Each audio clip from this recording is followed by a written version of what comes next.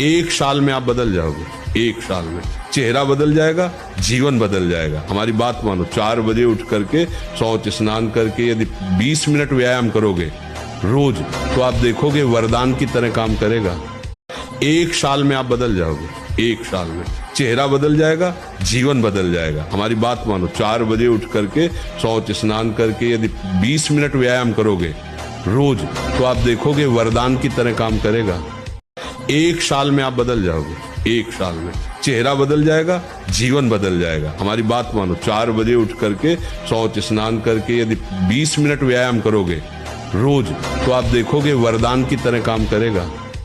एक साल में आप बदल जाओगे। एक साल में चेहरा बदल जाएगा, जीवन बदल जाएगा। हमारी बात मानो, 4 बजे उठ करके शौच स्नान करके यदि 20 मिनट व्यायाम करोगे रोज, तो आप देखोगे वरदान की तरह काम करेगा।